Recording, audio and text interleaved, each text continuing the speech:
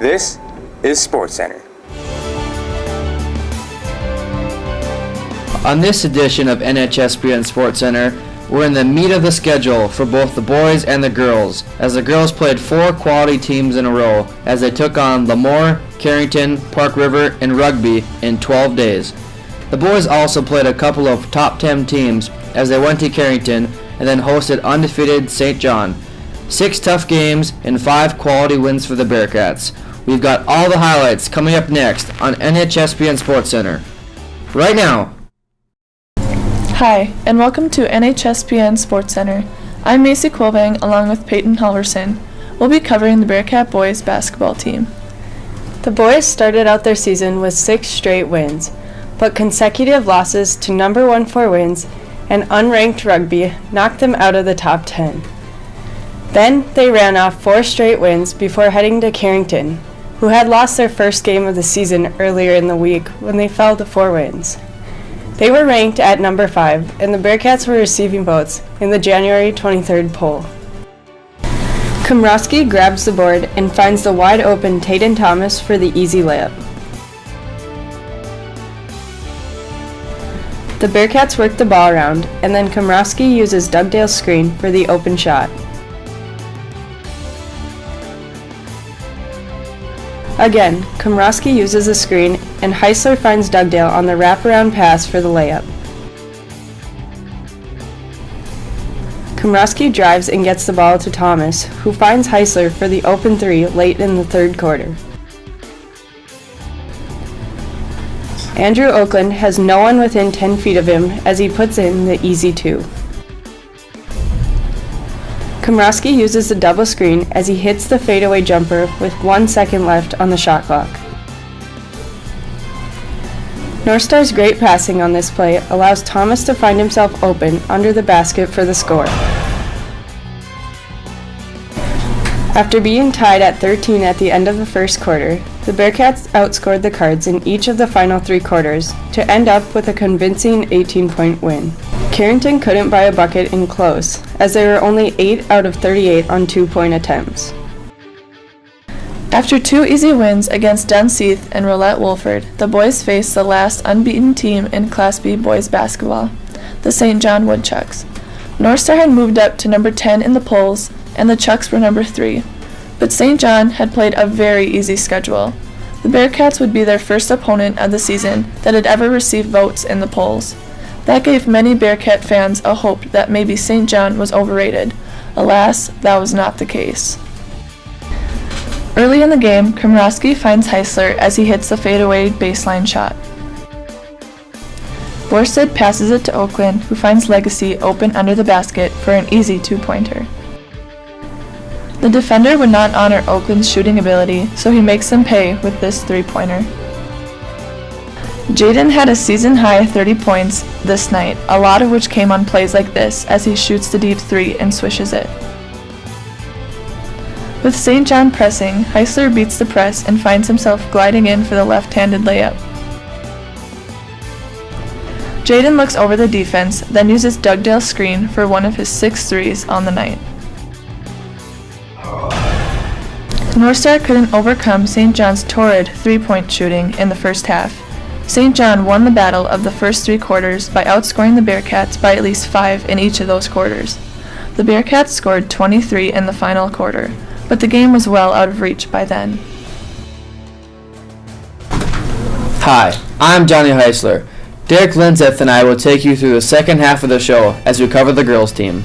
The Lady Bearcats had soundly defeated 14 straight opponents to start out the season, including a couple of top 10 teams in Langdon and Bishop Ryan. But in the second half of January, they were facing 4 straight games against teams either in the top 10 or receiving votes. The first matchup was against the Lemoore Litchfield Marion Lobos, a school known more for its outstanding volleyball team, but certainly a tough opponent on the basketball floor as well. Stephanie Miller enters the ball into a posting up Quilvang, who makes a strong finish. On an inbound, Miller passes it into Borsted, who finds her open for a 3-pointer. The Lobo defender goes diving for the ball, but Quilvang takes a dribble for the pull-up jumper. The Bearcats perform a give and go with Miller and Quilvang. Miller makes the 2-point basket. Quilving makes a tricky pass out to Borsted, who converts the jumper. Maya Halverson finds her sister Peyton, who cashes the three-point shot. The Bearcats are quick getting it down the floor, resulting in a fast break layup. To end the game, Peyton Halverson extends the 20-point lead to 23. Lemoore never managed to score in double figures in any quarter, and their 27 points was tied for the lowest point total of the season. 1 week later, the girls traveled to Carrington as part of a doubleheader. Carrington was undefeated and ranked number 4. They were to prove to be the toughest opponent the Bearcats had faced all year. Quilving sets a high pick for Miller, who steps back for a three-pointer. Miller passes a high lob to Quilving, who finishes for 2 of her 20 points on the night. With time on the shot clock winding down, Quilving shoots the ball with 4 seconds left. Peyton gets the offensive rebound twice and finishes the left-handed layup on her second attempt. Quilving sends a high-low pass to Maya, who makes the shot over the Cardinal defender. Peyton finds Macy on a hard seal in the post. Quilving finishes strong on the right side. Miller and Halverson play a little catch beyond the arc, and Miller gets the open look. Miller passes it to Quilving, who makes the basket over a double team. Halverson dribbles hard to the right and finds Stephanie Miller to give the Bearcats the lead. Quilving gets the ball in the post and turns around near the block and puts it in. The 4-point margin of victory was by far the closest game the Bearcats had played. No other team had come closer than 16. But when the Bearcats found themselves down by 8 in the third quarter, they were able to mount a comeback at the end of the third quarter and through the fourth quarter to squeak out the win. After that tough game against Carrington, the Bearcats had to be ready to take on the number 2 team in the state, the Park River Aggies. Both teams had only Sunday to prepare for this big matchup. North Star beat Park River twice last year, including a 1-point win in the state consolation game. The Aggies were sure to be looking for some payback. Halverson cuts backdoor and Miller throws it to her for a right-handed layup. Miller throws a lob into Quilving at post. Quilving makes a spin move to the basket. Steph dribbles right and sees Maya Halverson left open on top to sink an 18-footer. Peyton Halverson tips the ball away for a steal, and she chases the ball down, making a left-handed layup. Halverson gets the ball at the wing, and Quilving dives down low, finishing the play with an and one. Miller hits Borsted open on top, and she nails the deep 2 with the shot clock running down. Borsted sees Quilving posting up. She drop steps around the defense and puts up the right-handed layup. Miller gets double-teamed, driving left, and finds Madison Borsted open on the right for the layup. Quilving makes a difficult catch and passes the give-and-go back to Miller to get the basket. Macy gets triple-teamed at the post, and she finds Peyton cutting backdoor behind the defense. Borsted takes a hard dribble left and spots Stephanie Miller cutting in for the and-one basket. The Aggies kept within striking distance for most of the game, but never threatened to take the lead. The Bearcats led by 6 at the end of the third, but outscored Park River by 8 in the final quarter for the 14-point win. This was the second closest game the Bearcats had played, but you would expect that when playing the number 2 team in the state. That left one top 10 foe left to defeat, the number 10 ranked Rugby Panthers, who had dropped down from number 7 the previous week after a loss to Velva Sawyer. But the Panthers came in with a plan that shut down the North Star offense for the first half. By putting chasers on Steph and Macy and often double-teaming them when they had the ball, the Panthers kept within striking distance until the other starters began hitting some outside shots in the second half. Maddie Borsted pushes the ball up the floor and finds Kelly Hushley, who converts for the fast break layup. The Bearcats worked the offense around. Macy Quilving finds Maya Halverson wide open for the 2-point basket. Peyton Halverson passes it to Quilving, who makes a strong move to the basket for 2.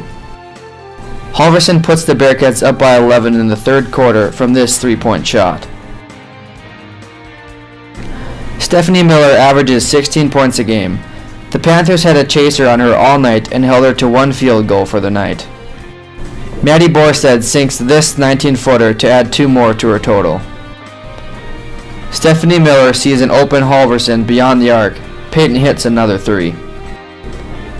Borstead dribbles to the baseline and passes it to Quovang, who finishes for another basket.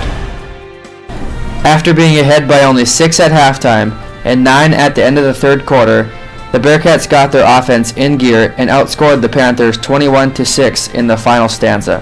For the first time this season, someone other than Macy or Stephanie led the team in scoring, as Peyton led the way with 16. The Bearcats finished up the regular season with an easy win over Bottineau, giving them a 19-0 season. Next up is the meaningless district tournament, followed by the regions. The girls are the favorite to go to state, but Langdon could give them some problems. The boys have 3 more games left before tournament play. With their loss to St. John, the Bearcats will be seated second in the district. A district championship would make for a much easier region tournament, as the winner of District 8 will not be in the same bracket as the likely winner of District 7, 4 wins. That's it for this show. Check back after the tournaments for our final show.